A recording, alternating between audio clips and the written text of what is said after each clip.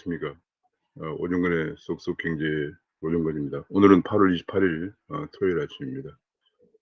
참 21세기 대한민국에서 좀 별의별 일들이 다 일어나고 있습니다. 그저께는 또 뭐 비가 오는데 법무부 차관이 진천에 이번에 이제 아프가니스탄이 이제 텔레반에서 다시 점령이 됐는데, 그때 그동안 지난 20년 동안 한국을 도와주었던 아프가니스탄인 391명을 한국으로 데려왔습니다. 비행기를 세 대를 공군 비행기를 세 대를 투입해서 데려왔는데, 데려온 과정에서 여러 가지 해프닝이 많았습니다. 오늘 제가 한번 잠깐 살펴보겠습니다. 21세기 대한민국에 도저히 있을 수 없는 그런 일들도 많이 벌어졌습니다. 정말 부끄럽습니다. 21세기 대한민국 이 정도인가 하는 생각하면 너무 참담합니다. 오늘 경제시사에서 시작하겠습니다.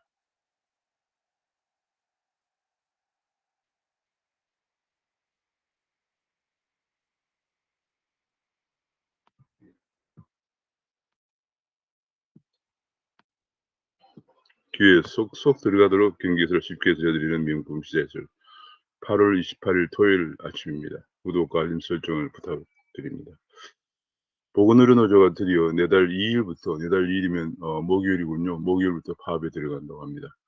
지금 당장 2차 접종이 한참 진행 중인데 파업에 들어간다고 합니다. 그동안에 뭐 접종도 거의 하루에 한 10,000명 정도씩밖에 안 되고 있다가, 그전에 한 50만 명 하다가 백신이 없어서 6월 20일경부터 한 10,000대로밖에 근근히 유지만 해와다가 며칠 전부터 이제 백신이 좀 확보되어서 50만 명대 접종이 회복이 되어서 이제 본격적으로 2차 접종이 시작되는데, 보건의료노조 주로 간호사들이 중심이죠. 간호사들이 중심인데 보건의료노조는 도저히 1년 반이 넘는 그동안에 의료 인력이 번아웃, 너무 탈진했다는 얘기죠. 번아웃 되어서 적정한 보건 의료력을 좀 충원해 달라고 했는데 충원도 안 되고, 예산이 없다고 충원도 안 되는 거 도저히 참을 수 없어 파업을 한다, 그런 얘기를 했습니다. 지금 뭐 엊그제만 하더라도 특별 청년 대책을 해서 청년들에게 내년 선거가 다가오니까 20조를 푼다고 발표했습니다. 그 20조 중에서 얼마라도 할애해서 정말 필요한 보건의료 인력을 충원할 수 있었을 텐데, 그런 데는 안중에도 없습니다. 오직 돈을 풀어서 뭐 쉽게 하면 매표죠. 현대판 고무신을 푸는 데만 관심이 있지 정말 이런 보건의료 노동에 대해서는 별 관심이 없는 것 같습니다. 지금 이렇게 되면은 도저히 견디지 못해서 하루 종일 방역 복을 입고 땀을 피워도 흘리면서 뭐 하루가 지나고 나면 완전 탈진을 한다고 합니다. 보통은 땀이 신발에 거득하다고 합니다. 그 정도로 경무에 시달리는데도 충원을 위한 예산 배정은 하지 않고 있다. 이게 지금 말이 안 되는 일이죠.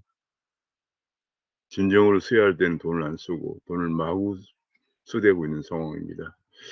자, 그래서 이제 2일부터 도저히 안 되겠다, 파업을 한다, 그런 얘기가 나오는데, 문제는 2차 접종이 한참 이제 진행 중인데 이거 어떻게 하느냐 하는 그런 큰 문제가 대두가 되고 있습니다. 결국은 선별진료소나 전담병동 뭐 등 운영에 큰 비상이 걸릴 것으로 보여집니다. 지금 그렇지 않아도 생활보호치료센터라고 경증 환자나 무증증 환자가 들어가 있는데도 지금 보통 1인 1실을 써야 되는데, 이게 감염병이니까 1인 1실 써야 되는데 1인 2실 2인 3인 1실도 뭐 있어서 계속 거기서 또 감염이 된다, 그런 얘기도 나오고요. 중증 환자가 크게 증가하면서 중증 병동도 부족하다. 심지어는 이건희 회장이 5천억을 기증해서 빨리 좀 감염병을 위해서 써 달라 했는데도 그것도 쓸 계획도 세우지 않고 있다, 뭐 그런 얘기입니다. 이게 뭐 도무지 정부가 이 국정 운영 능력이 있는 것인가는 이미 경제나 안보나 모든 면에서 드러났지만은, 이런 일에도 국민 건강 관련 시급한 사안에서도 뭐 그냥 대책이 없는 것 같아요. 우물쭈물 그냥 한 번도. 그러니까 대체로 국정 운영 능력이라 하는 것은 이런 일을 처리할 수 있는 전문적인 능력이 없는 사람들의 자리를 차지하고 있기 때문에 그렇습니다. 청와대 방역기획관 김호란이라는 사람은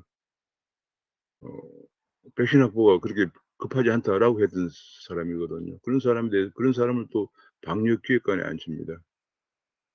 현재 우리나라 일의 시스템이 그렇습니다. 밑에서 인제 각 부처에서 일을 계획을 수립하면은 일단 청와대로 보냅니다. 청와대로 보내서 인제 그 기획관이나 뭐 혹은 수석실에 보내면은 거기서 검토를 해서 다시 대통령이 올리기에는 항상 거기가 먼저 그냥 문고리 권력이에요. 그렇게 해서 의견을 조율해서 다시 의견을 조율한 다음에 수정 보완해서 장관이 대통령한테 올리는 그런 순서입니다. 올릴 때도 물론 그 수석실을 거칩니다. 그러니깐 청와대 문고리 권력에서 꼼짝 안 하면 아무것도 안 되는 상황이에요. 각 부처는 전부 다 시행 부서밖에 안 되는 그런 상황이 현재 가장 큰 문제입니다. 그런데 뭐 그런 자리에 지금 보건의료 쪽에서는 방역기획관에 백신이 별로 필요 없다고 했던 사람이 앉아 있는 상황이니까 이런 문제가 생긴 것이 아닌가 싶기도 하고 또 그 산하에 알고 보면 또 각종 또 뭐 이권 권력과 연줄을 다한 이권 단체들이 많이 들어가 있고 하다 보니까 이게 뭐 제대로 된 국정 운영은 좀 안 되고 있는 상황입니다. 온갖 데서 그런 일이 좀 드러나고 있는 상황이에요. 금리 인상도 전에 금리를 인상했는데 인상도 전에 가계대출 금리는 벌써 올랐다. 벌써 금리를 인상한다고 하면은 시장은 벌써 반응을 합니다. 국채금리가 올라가고 국채금리가 올라가면서 조달금리가 올라가고 하면서 은행 대출금리는 올라가죠. 대출금리는 벌써 7월 달에 일반 신용 대출금리는 3.89% 까지 올라갔다. 그런 보도가 됐습니다. 금리가 올라가니까 인제 결국은 벌써 4%대의 금리를 부담해야 된다. 그런 얘기죠. 게다가 이금융 대출이 535조 인데 가계부채의 내관이다. 이금융 대출 금리가 더 높습니다. 이금융은 대출 금리가 한 18% 에서 한 20% 수준입니다. 그것이 바로 인제 더 금리가 올라가면 갚지 못하는 문제가 생기죠.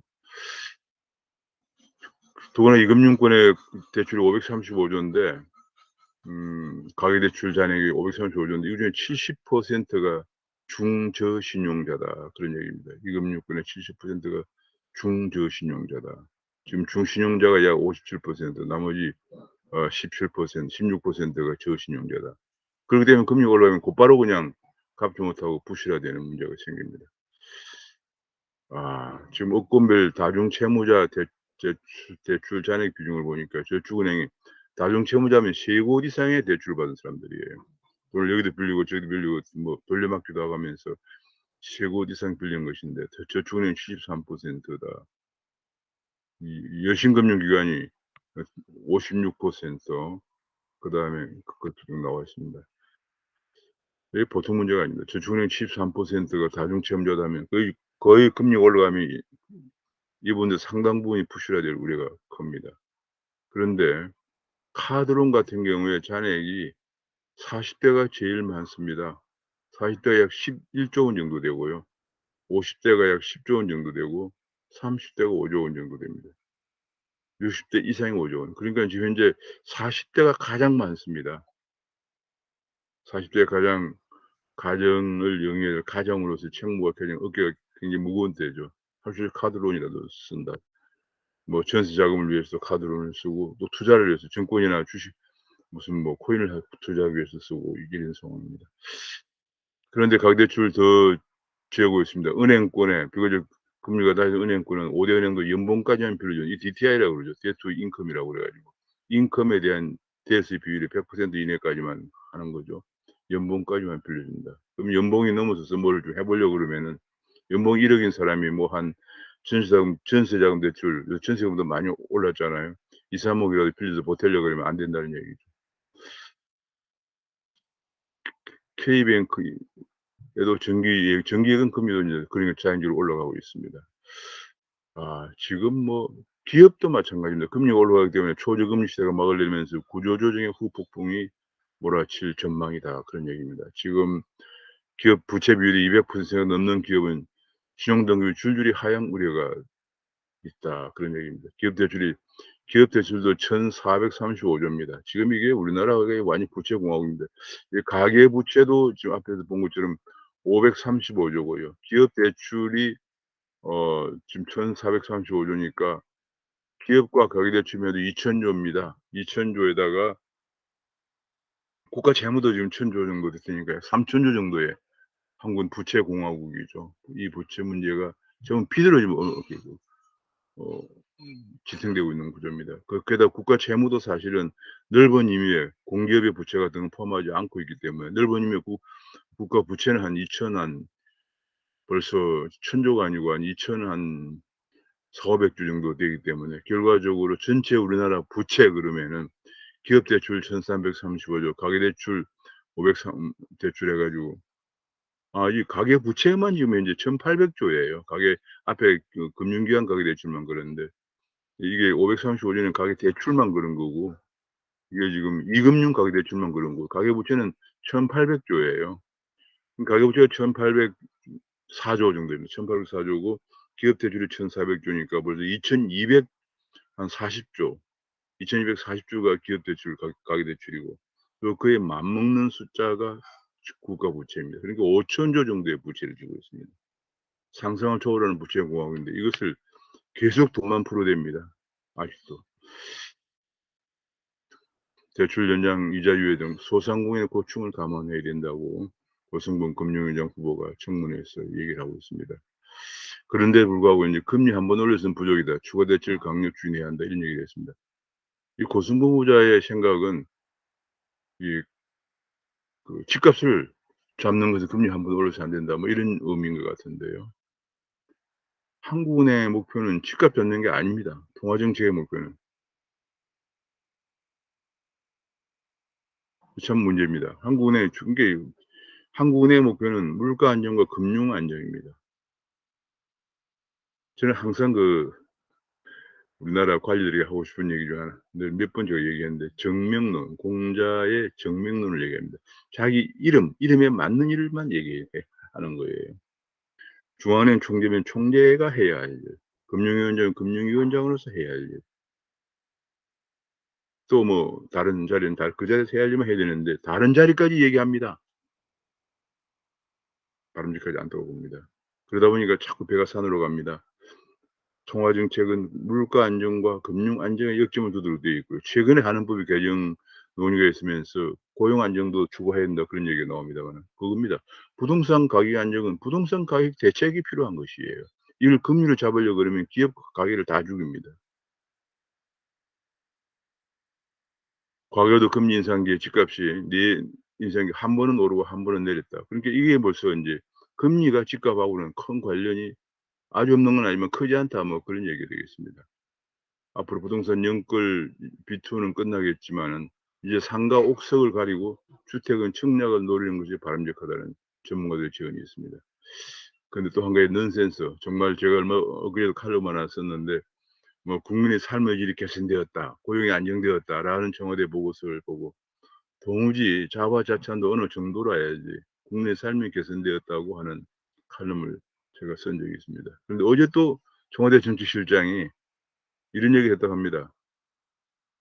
이게 뭐 집값 상승률이 5.4%에 불과하다. OECD 평균 집값 상승률이 7.7%인데 한국은 5.4%에 불과하다. 어느 국민도 납득할 수 없는 이런 얘기를 했다고 합니다. 청와대 정책실장이. 근데 사흘 전에 국회에서는 부동산 시장을 안정되지 못한 것에 대해서 송구스럽게 생각한다고 했습니다. 그런데 5.4%라고 또 얘기했습니다. 뭐 5.4% 때문에 금리를 올리고 난립니까? 도무지 지금 말이죠. 청와대 정책실장마저도 이런 경제 문제에 대한 인식을 갖고 있습니다. 이러니 해결책이 안 나오는 거예요. 아까 앞에서 방역도 마찬가지지만 경제도 이렇습니다. 그러니까 도저히 국정을 담당할 만한 지식과 능력이 있는가에 대해서 우리가 의구심을 던지지 않을 수가 없는 상황입니다. 모든 국민들이 지금 집값이 5.4% 상승했다 그러면 누가 이 사실을 받아들일 수 있습니까? 대통령마저도 부동산 정책의 실패를 자인을 하고 했습니다. "죽비를 맞겠다." 이런 얘기까지 꺼냈습니다. 그런데 청와대 정책실장이 느닷없이 OECD 집값 상승률이 7.7%인데 한국은 5.4%에 불과하다고 황당한 발언을 또 했다고 합니다. 얼마 전에 고용 자화자찬, 국민의 삶의 질이 개선되었다. 도대체 누가 국민의 삶의 질이 개선되었다고 믿겠습니까? 그런 얘기를 한데 이어서 다시 또 집값 상승률이 5.4%로 OECD에서 가장 안정된 수준이라는 이 황당한 발언을 했다고 하는 보도가 나와서 정말 당혹스럽습니다. 더구나 이 사람은 무슨 뭐 정치를 하든 운동권 출신도 아니에요. 공무원 출신입니다. 그런데도 이런 얘기를 합니다. 앞으로 청포족 30대 미혼, 자녀 없는 신혼도 특공 당첨길이 열린다. 지금 이게 계속 청년들, 특히 그 청년들만 계속 얘기하다 보니 청년들 표시만 잡으려고 하다 보니 그러면 40대 유자녀 기혼은 어떻게 됩니까? 지금 가장 중간에서 40대 유자녀 기혼 가정은 지금 여기도 아니고 저기도 아니고 지금 낀 세대가 되고 있습니다. 뭔가 자꾸 어느 계층에 특권을 주려고 하는 이런 것은 특공 얘기 이런 것은 결과적으로 특공을 받는 만큼 다른 데 특공을 못 받는 게 그만큼 불이익에 우는 계층이 생기는 거죠. 청년 포주기 대책 결국 청년비대로 돌아온다는 사설이 실렸습니다. 엊그제 바로 청와대가 청년 특별대책이라고 20조 원을 발표했습니다. 아니 지금 추경 11조 마련하는 것도 각종 논란을 갑론을박을 거쳐서 국회에서 의결을 해야 되는데 덜컥 정부는 20조 원 청년 특별대책이라는 걸 발표합니다. 이렇게 하면 됩니까 이거?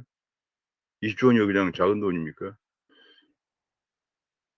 무주택 청년 15만 명에게 월 20만 원을 최대 1년간 지원한다. 중소기업에 취업하면 1년 동안 연간 960만 원을 지원해 한다. 이것이 14만 명 정도 그렇게 한다. 반값 등록금을 절반 정도는 반값 등록금을 한다. 군대를 제대하면 1,000만 원 목돈을 쥐어 준다. 야 이게 지금 뭐 우리나라가 어떤 나라입니까 이게. 완전히 청년들 무주택 청년 15만 명에게 월 20만 원씩을 1년간 지원하고 14만 명의 중소기업 취업자에게 연간 960만 원을 지원하고 군장병들 몇십만 명에게 1,000만 원씩을 준다. 이게 완전히 이게 파퓰리즘 이게 매표 행위죠. 어이가 없는 그러면서 아까 앞에 본 것처럼 보건의료인력은 예산이 없다고 충원을 안 해 줍니다. 게다가 또 문케어 한다고 그래서 비용이 많이 나가다 보니까 이 건강보험료를 계속 인상을 안 할 수가 없습니다. 2016 년에 0.9, 2017년 동결했던 것을 2018 년부터 2% 3% 계속 올립니다. 건강보장 비율로 높인다는 문케어 때문에 그렇습니다.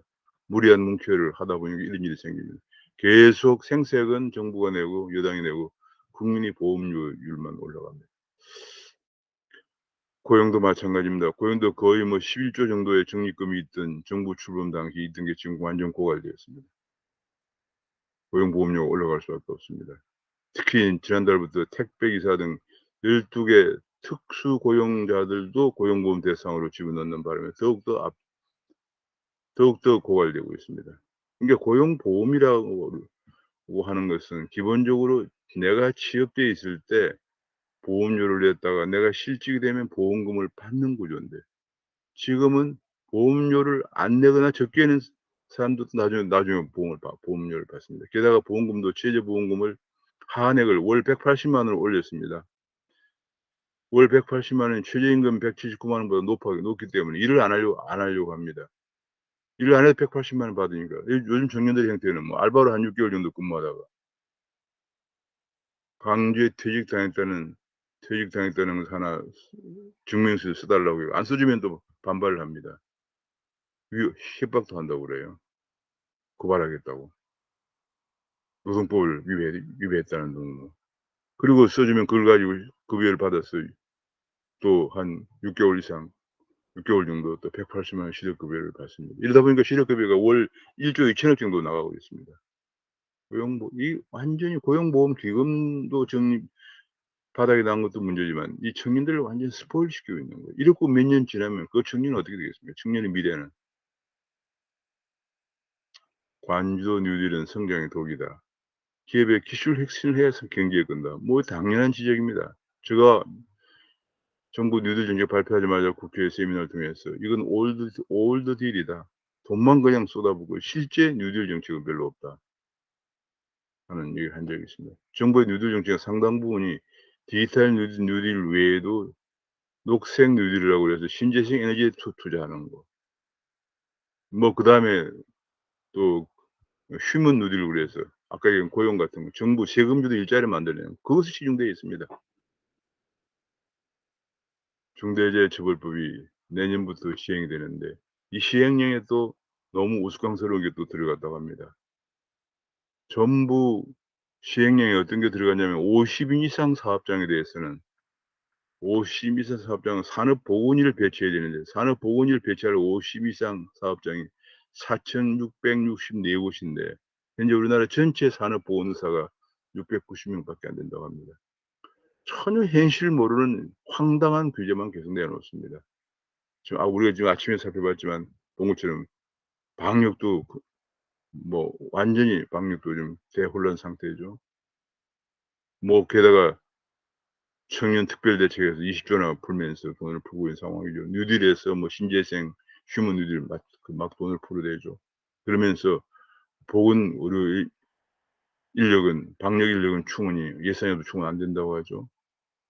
또 기업을 규제하기 위해 중대재해처벌을 그렇게 과중 처벌이고 문제가 있다고 지적해도 내년부터 시행하는데 산업보건의사를 4,664 곳 기업에다 한 명씩 채용하라고 그러는데 전체 의사가 690 명밖에 없다고 그래요. 현실을 모르는 그냥 주장만 하고 있습니다.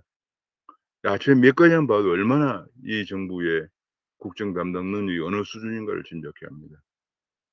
교총회장은 문정부의 교육정책은 표만 보는 1년지 대계다. 교육은 본래 100년지 대계라 해야 되는데 1년지 대계다라고 주장했습니다. 평준화가 아니라 획일적인 평준화, 하향하라는 얘기죠. 똑같이 하향화시킨다는 얘기죠. 최근에 또 사학을 공룡화하겠다는 발상을 주장하고 있는 다양성을 없애는 전체주의 사고다 이런 주장을 했습니다. 뭐 너무도 당연한 주장이죠. 지금 교육만 그렇습니다. 백년기 대계라 그러면 또 에너지 정책이 있는데 에너지 정책도 백년지 대계가 무너지고 있습니다. 아침에 비트코인 암호화폐 가격은 지금 반등을 하고 있습니다. 비트코인 가격이 49,000 달러를 돌파했고 이더리움도 다시 3,263 달러를 기록했습니다. 한국에서 코인 가격이 5,700 비트코인이 5,743만 원을 기록하고 이더리움이 381만 원을 기록했습니다. 지금 제 비트코인 가격 그래프를 보니까 벌써 이게 이 중기 이동 평균선을 돌파하고 있어요. 이 중기 이동 평균선을 돌파해서 전고점에 도달하고 있어요. 전고점을 바라보고 있습니다. 아마 전고점까지는 올라갈 가능성이 있지 않나 싶습니다. 지금 이더리움도 중기등 평균선을 돌파해서 전고점을 바라보고 있는 그런 상황입니다. 이더리움 암호화폐에 반등을 하고 있습니다. 코스피는 지금 현재 기관들의 매수에 힘입어서 외국인도 빠져나가지만 기관들의 매수에 힘입어서 코스피가 반등을 했습니다. 그러면서 금리 인상에 증시 흔들리자 우리나라 서학 개인들이 해외 주식 ETF로 몰린다 그런 얘기가 나오고 있고요. 미국에서는 어제 파월 의장이 어 잭슨홀 미팅에서 이 비대면으로 개최된 잭슨홀 미팅에서 테이퍼링을 어 완화적 통화 정책 기조를 재확인했다라고 했습니다. 테이퍼링의 시점과 속도가 금리 인상 시기에 관한 직접적인 신호를 전달한 것은 아니다. 그러니까 금리 인상이 이제 급하지 않다 하는 그런 의미로 해석되면서 주가가 어제 많이 올라갔습니다. 테이퍼링은 연내하겠지만은 금리 인상은 시기상조다. 대체로 미국은 지금 테이퍼링은 금년 11월부터 시작을 하고 금리 인상은 2023년에 시작할 것으로 이렇게 전망이 되고 있습니다. 근데 우리는 벌써 금리를 올렸습니다. 매파 본색을 드러낸 거죠. 지금 P2P 업체가 최근에 인제 온라인 투자 연계 등록 금융업을 바뀌었는데 온라인 투자 연계 등록 금융업에 28 개만 등록을 했대요. 나머지는 기준에 못 미치는 거죠. 237 중에서 28 건만 등록했다. 일부는 추가 편입 가능성도 있지만 대부분은 이제 문을 닫을 가능성이 있습니다. 그동안에 P2P 업체의 P2P라고 하는 이 플랫폼을 이용한 대출인데요. 이것이 굉장히 인제 플랫폼 금융으로 각광을 받았었는데 우리나라에서 이 P2P 자체를 우리나라는 금융 당국이 제일 문제가 새로운 금융이 나오면 인정을 하지 않습니다. 그것도 모르기 때문에 그래요. 정말 뭐 자기들이 이해를 해야 그때 인제 하는 거니까. 근데 이제 미국 같으면 랜딩 클럽이라고 어마어마한 P2P 업체가 있죠. 근데 우리나라는 지금까지 B2B 업체를 대부 연계 대부업 연계 대부업으로 이렇게 간주해 오다가 어떻게 대부업입니까? 간주해 오다가 이제 여론이 비등하고 또 조금씩 이제 이것이 긍정적인 인식이 확산되면서 온라인 투자 연계 금융업으로 바뀌었는데 그 조건에 맞는 이제 제도권으로 편입된 거죠. 제도권으로 편입하다 보니까 규정에 맞추다 보니까 28건만 등록을 했다. 그런 보도가 나왔습니다. 중국의 배터리 세계 최대 배터리 업체 CATL이 질주를 하면서 이 K배터리가 위협받고 있다는 보도가 나왔습니다. 그런 가운데 삼성 SDI가 지금 미국에 다시 투자할 전망이라는 보도가 얼마 전에 나온 적도 있습니다. 이 플랫폼 기업이라는 게 지금 이제 완전히 이제 그 4차 산업혁명의 핵심이 플랫폼 산업이에요. 플랫폼 혁명이라고 합니다. 이 플랫폼 혁명. 이 모바일을 통해서 플랫폼을 만들어서 모든 걸 하는 거죠. 그 대표적인 것이 이제 카카오 택시 같은 거 이런 거죠. 그다음에 뭐 쿠팡 같은 거, 이커머스 등등 이런 것들입니다. 이런 것들이 인제 근데 이것이 굉장히 소비자에게 많은 편익을 갖다 주고 있습니다마는 이것이 또 인제 심지어는 이거 전문직도 인제 플랫폼 경쟁에 뛰어들어서 최근에 로톡 문제가 크게 대두가 되어 있죠. 지금 로톡 같은 경우 보면은 우리나라가 로톡에 현재 2,800여 명의 변호사가 가입해 있습니다. 월 평균 22,000건 정도 22,700건 정도 상담이 된다고 하니까 제가 보기에 이게 10분 상담에 9만 원이라고 그래요. 그러니까 대체로 뭐 여기 가입해 있는 사람들이 월 한 1,000만 원 정도 수입은 되지 않겠나 싶은데요. 와, 이렇게 이제 변호사도 우리가 꼭 로펌에 안 가도 편하게 이 플랫폼을 이용해서 상담을 할 수가 있는 길이 열린 거죠. 얼마나 소비자 편익이 증대됩니다마는 그러나 그런 가운데에서 여러 가지 독점적 주의를 악용한 수수료 문제 이런 것도 있다. 이런 보도가 나왔습니다. 예를 들면 치킨 같은 것을 하나 시키면 치킨이 보통 18,000원인데 여기에 치킨값은 13,000원인데 배달 관련된 이런 거 7,000원 지금 이게 어 배달 관련되는 게 5,000원 들어간다 그런 얘기고요. 택시비도 만약에 택시비가 12,000원 그러면은 택시비는 10,000 원인데 2,000 원이 인제 그 배달 관련되는 거다 그런 얘기예요. 그러니까 이것들이 지금 우리가 이것이 독점적 주의를 를 이용한 그런 여러 가지 또 소비자에 대한 비용 증가 문제가 있는데 결과적으로 독점적 주의가 완화되도록 경쟁을 유도해야 되는데 얼마 전에 한국은 택시 같은 경우는 타다는도 진입 금지를 했어요. 전 세계에서 우버가 안 되고 있는 데 한국이죠. 이것도 인제 플랫폼이 얼마나 지금 중요한 4차 산업혁명이 중요한 산업인가를 이해 못하는 정부 당국의 수준 때문에 그러고 있는 거죠. 플랫폼 혁명을 거부하면 4차 산업革命에 낙오될 수밖에 없습니다. 요즘은 뭐 청년들이 이제 주식이나 채권뿐이 아니라 각종 문화 산업에도 뛰어듭니다. 케이팝이나 드라마, 예술품에도 뛰어드는데 그것이 지금 보면 놀라운 것이 30대 40 대가 투자 비중이 가장 높습니다. 그러니까 과거와는 달리 30-40 대가 예술에도 많이 투자에도 뛰어든다는 얘기고요. 이 사진 정말 저를 깜짝 놀라게 했습니다. 어제 임용된 부사관 408층 부사관이면 옛날 치면 하사죠. 저희가 근무할 때 하사라고 그러는데 하사관 지금은 부사관이라고 합니다. 하사관 뭐 이런 걸 부사관을 487명 임명했는데 세상에 여군이 402 명이다. 이 얘기입니다. 참 놀라지 않을 수 없습니다. 여군이 420 남자는 85 명밖에 안 되었다. 뭐 어떤 연유인지 모르겠지만 이 정도로 이 군 부대가 완전히 바뀌고 있습니다. 아니 부사관 임명 487 명인데 여군이 402 명이다. 놀랍습니다. 근데 우리 남자들은 왜 취직도 안 하고 왜 군대도 안 갑니까? 저는 정말 이해를 할 수가 없는 것들이 바로 아까 얘기한 이런 것들이 한 달에 180만 원씩 주는 실업급여와도 관련이 있습니다. 완전히 청년들을 스포일시키고 있습니다. 지금 중소기업에도 안 간다. 취직도 뭐 안 한다. 그냥 쉰다. 구직도 않는 자가 100만 명 가까이 됩니다. 그런데 군대도 이렇게 부사관이 얼마나 좋은 직업인데 안 갑니다. 어제 부사관 임명 487 명, 여군이 402 명이라는 새로운 쇼크를 저에게 던져주고 있습니다.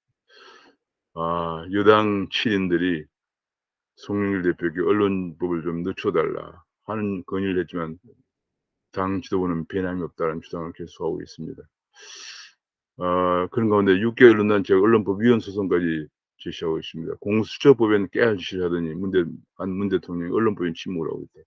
그러니까 인제 잘못된 게 있으면 전부 다 고위공직자는 공수처로 넘기라. 그래서 이제 검찰이 수사 못하게 한 다음에 공처 공처장은 또 대통령이 임명하니까 한마디로 본인들의 죄를 수사하지 못하게 하는 것이나 다름없는 그런 공처를 만드는 또 난리를 피우면 피해자가 겨우 이것도 국회에서 통과됐죠. 국회를 다 점령하고 있는 여당에 의해서 통과됐는데 또 그나마 그런 것들이 보도도 못하게 또 언론재갈법을 만들려고 하고 있는 거죠. 보도도 않는 가운데 처벌도 안 받고 죄가 아무리 많아도 보도도 안 되고 처벌도 안 받으면 그냥 도리어청청인 것처럼 보이게 되겠죠. 한편 이런 얘기도 합니다. 죄가 얼마나 무겁길래 이렇게까지 하나 하는 얘기까지 나오고 있습니다. 지금 이게 미국이 굉장히 딜레마에 정확히 미국 민주당이 딜레마에 몰렸습니다. 국내에서 재정을 워낙 막 써댑니다. 공화당은 재정을 크고 작은 정부를 주장해서 본래 우파 정당은 다 그렇죠. 주장했는데 민주당은 그냥 확대한 재정을 쓰다 보니까 국가 부채 비율이 지금 국가 부채의 GDP에 대한 비율이 128%가 올라가고 조만간에 150%가 200%가 올라간다는 보도가 나왔습니다. 그러다 보니까 재정이 감당이 안 되는 게 재정이 감당이 안 될 때 언제는 군비를 먼저 축소합니다. 2차 재정으로 국가 부채가 120%까지 올라가자 GDP 120 올라가자 1949 년에 한국은 방위 능력도 없는데 미군을 철수해 버렸습니다. 그러니까 바로 50 년에 바로 6.25 전쟁이 일어난 거죠. 아프가니스탄도 바로 지금 그런 속에서 국가 부채가 증가하자 국방비를 줄일 수밖에 없는 미국이 20년 전쟁에서 이기도 않았는데 군대를 철수를 하니까 바로 텔레반이 카불 행정부를 점령을 하고 IS 더 극렬한 IS가 어제 공항에서 큰 테러를 일으켰습니다. 아직 미군이 철수도 아직 끝내지 않고 한 1000에서 1500 명이 남아 있다고 그래요. 그 사람들 철수도 지금 문제입니다. 미국 완전히 딜레마에 봉착된 거죠. 결국 이것이 국내 재정 정책과 이 국방 정책, 글로벌 국방 정책이 같이 연계되어 있는 상황입니다. 저는 바이든 대통령 공약을 보면서 벌써 이런 점을 예견을 하고 제가 방송에도 여러 차례 바이든 대통령 공약에 문제가 많다는 지적을 했습니다만 또 국내 많은 진보 학교들은 바이든이 뭐 더 훌륭하다 뭐 그런 얘기도 많이 했습니다. 결과가 이런 결과를 가져왔는데 왜냐하면 그렇게 돈을 많이 써대면은 재정이 악화되고 결과적으로 국방비를 줄일 수밖에 없는 상황이 되고 결국은 이런 일이 발생을 하게 됩니다. 안타깝습니다.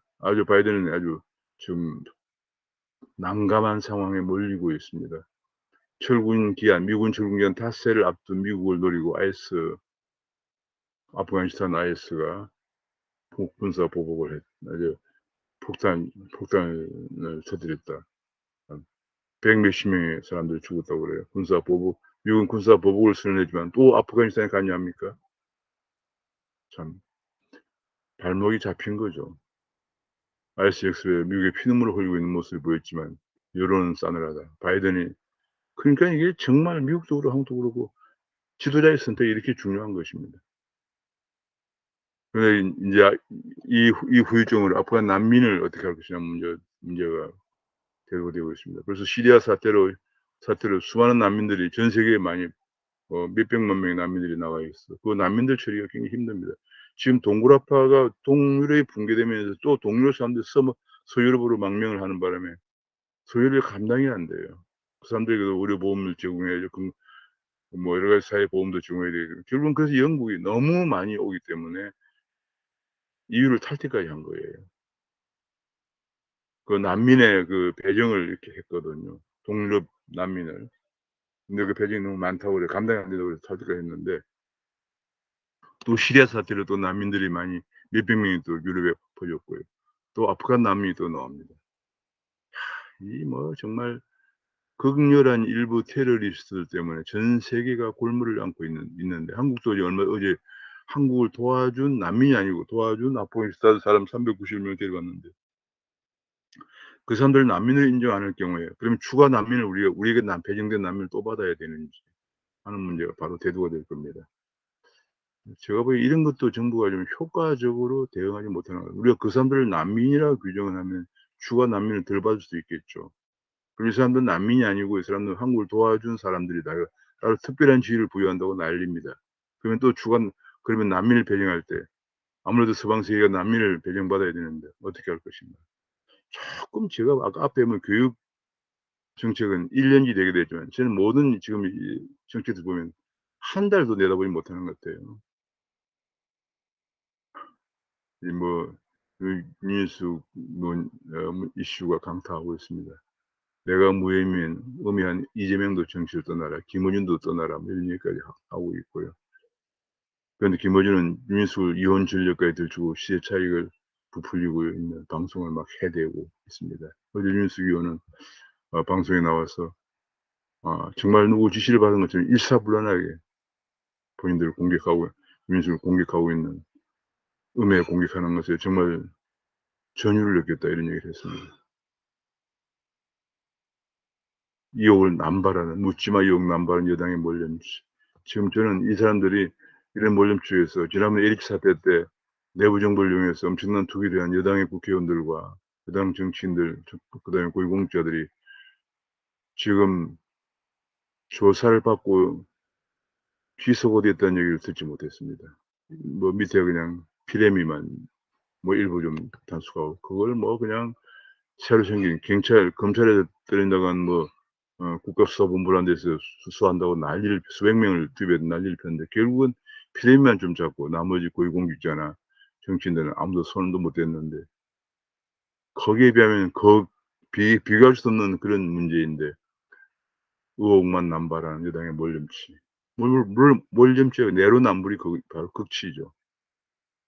그런데도 한 가지 문제는 국민의힘 쪽에서는 아무도 윤희숙을 지원하는 그런 움직임이 없다는 거 이런 없다는 우파에도 뭐 우파의 한심한 모습도 보여주고 있습니다.